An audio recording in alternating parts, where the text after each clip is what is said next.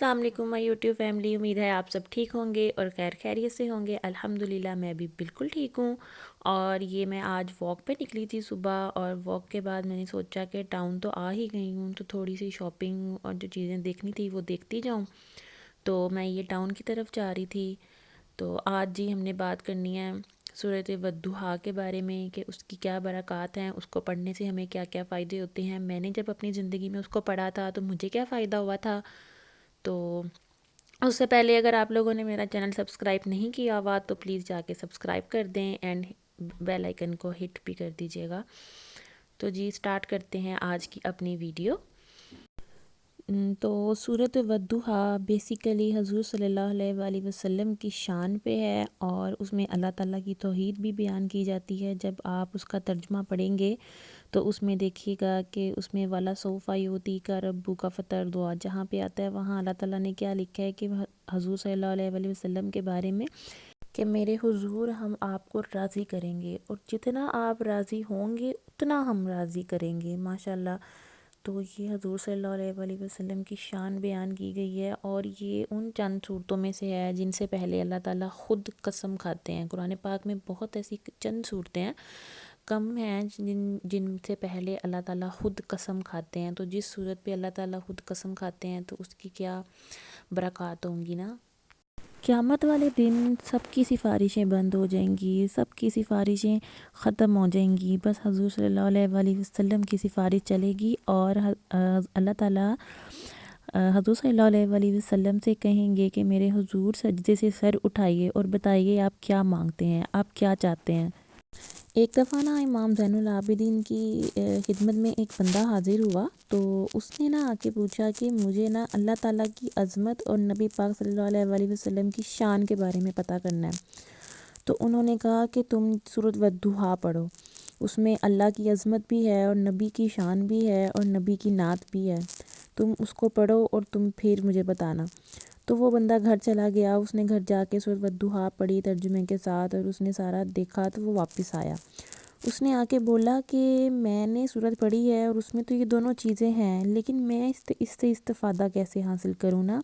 मुझे इससे कैसे फ़ायदा होगा, मैं इससे कैसे फ़ायदा हासिल कर सकता हूँ। तो उन्होंने उसे कहा कि इससे सिर्फ़ एक ही बंदा फ़ायदा हासिल कर सकता है जो मुस्तर हो। मुस्तर मतलब जो बेचैन हो, जो बेकरार हो, जो दुख इतने ज़्यादा उस बंदे को दुख हो उसके पास कोई रास्ता। जब बेचैनियाँ एक बंदे को घेर लेती हैं और जब बिल्कुल आगे रास्ता नज़र नहीं आता, अंधेरी रात नज़र आती है, जंगल नज़र आता है, कुछ भी नज़र नहीं आता, कहीं से भी कोई मदद करने वाला नहीं होता, कहीं से कोई मदद नहीं मिल रही होती, तो तब जो जो इंसान के ऊपर सिचुएशन होती है ना, उस हालत में अगर ये इंसान ये वाला वजीफ़ा करे ना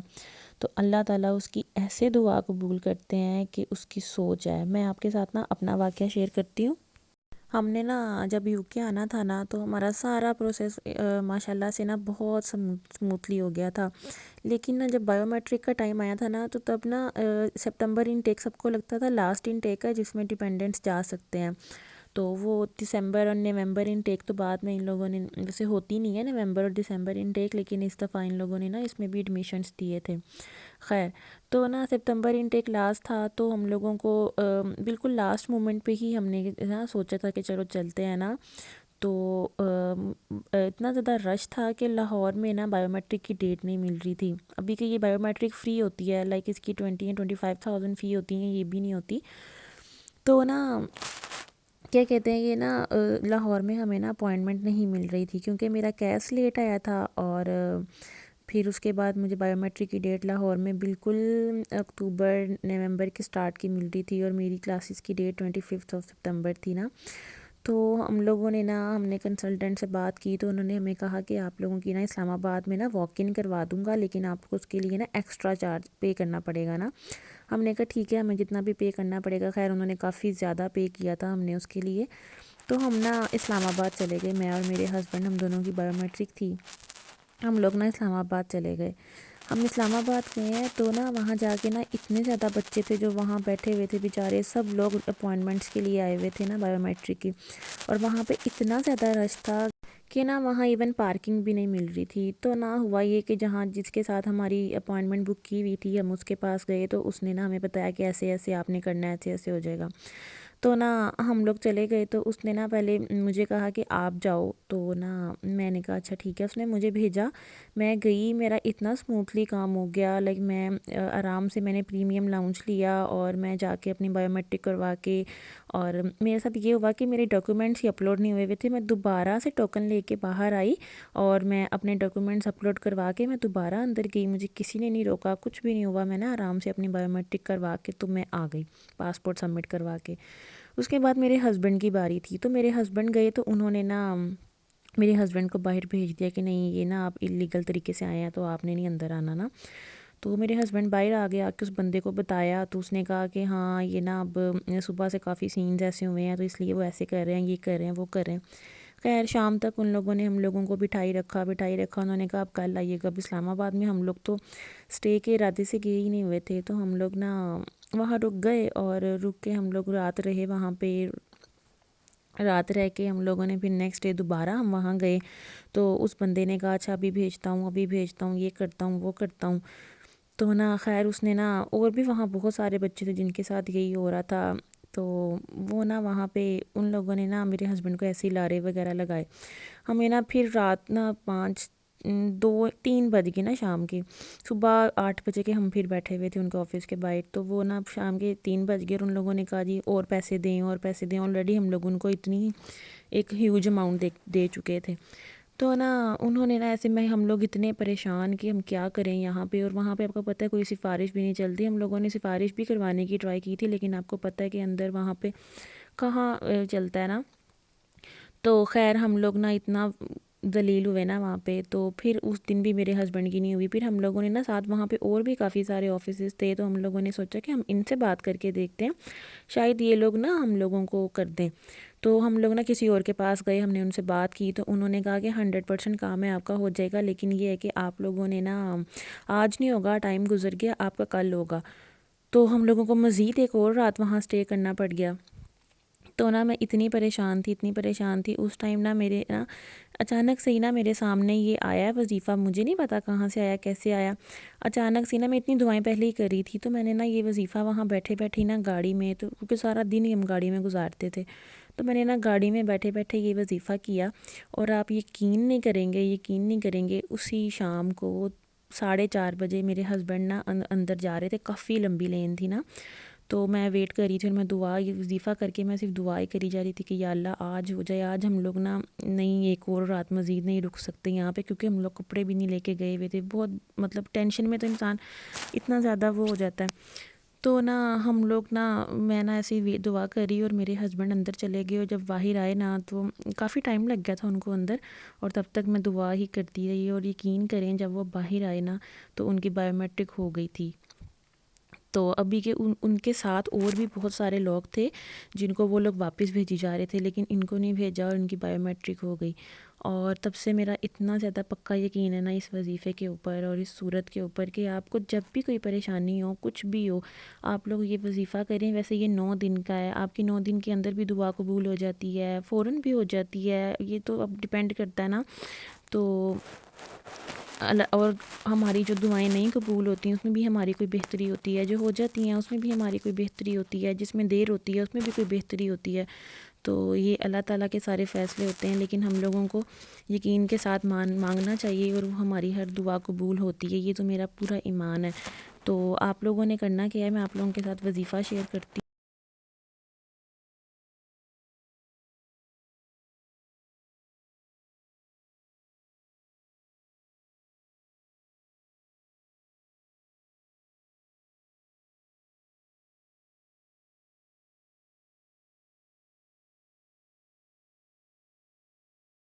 اب یہ دیکھیں آپ نا چاہے اسکرین شاٹ لے لیں، یہ سورۃ والضحیٰ ہے، اس میں ٹوٹل 9 کاف آتے ہیں، ٹھیک ہے، 2 نقطوں والا کاف نہیں، دوسرا کاف، اس میں ٹوٹل 9 کاف آتے ہیں۔ تو آپ لوگوں نے کرنا کیا ہے کہ آپ نے 3 بار اول آخر درود شریف پڑھنا ہے، اور آپ نے نا کوئی ایک ٹائم فکس کر لینا ہے، اور کسی بھی نماز کے بعد بات کرنا ہے جو آپ ایزیلی اس کو 9 ڈیز تک فالو کر سکے نا، آپ نے وہ والا ٹائم سلیکٹ کرنا ہے اور وہ والی نماز سلیکٹ کرنی ہے۔ کر کے آپ نے کرنا کیا ہے کہ آپ نے نماز کے بعد 3 بار اول آخر درود پاک پڑھنا ہے، نماز والا درود پاک کی پڑھیے گا وہ زیادہ بہتر ہے۔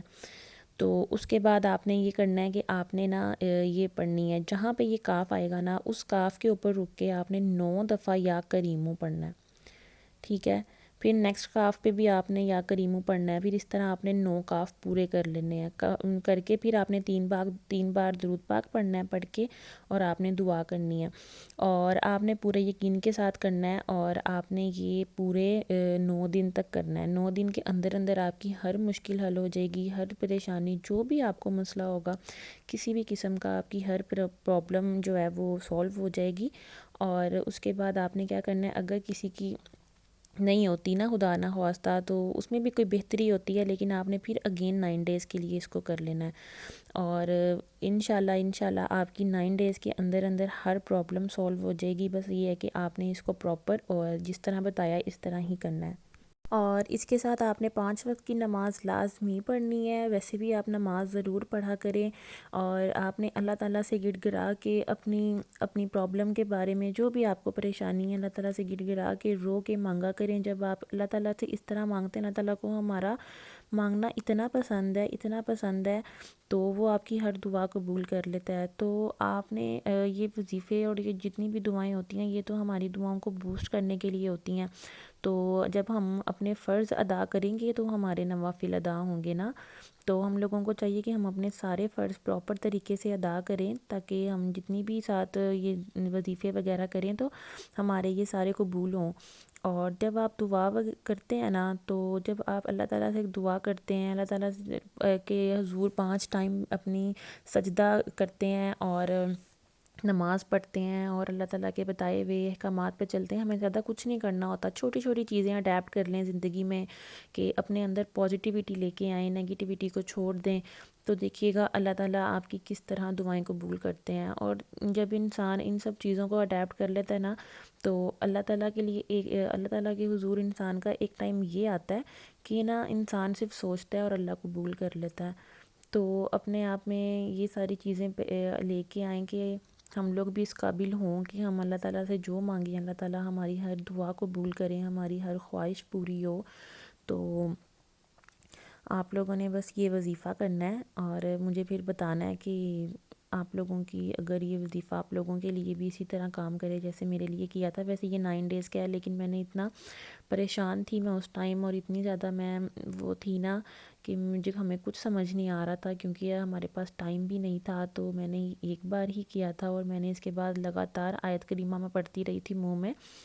اور درود پاک بھی میں نے بہت زیادہ پڑھا تھا اس دن، تو ہمارا کام ہو گیا تھا، جس کی بالکل بھی کوئی امید نہیں لگ رہی تھی نا ہمیں۔ تو آپ لوگوں نے بھی لازمی یہ ٹرائی کرنا ہے، اور انشاءاللہ آپ سب کی بھی دعائیں قبول ہوں گی۔ تو جی یہ تھی آج کی ویڈیو، اور یہاں پہ ویڈیو کو کرتے ہیں اینڈ۔ امید ہے آپ سب کو میری آج کی ویڈیو پسند آئی ہوگی، تو اگر آپ کو میری ویڈیو پسند آئی ہو تو پلیز میرا چینل سبسکرائب کر دیں۔ یہاں پہ اتنے سارے ویوز جتنے بھی ہوتے ہیں ان میں سے 75% جو ویورز ہوتے ہیں وہ نان سبسکرائبرز ہوتے ہیں، تو پلیز میرا چینل سبسکرائب کر دیجیے گا اور بیل آئیکن کو ہٹ کر دیجیے گا، تاکہ نیو آنے والی ویڈیو آپ کو ملے، اور لائک بھی کر دیجیے گا اور شیئر بھی کر دیجیے گا۔ تو اپنا سب خیال رکھیے گا، ملتے ہیں نیکسٹ ولاگ میں۔ اللہ حافظ۔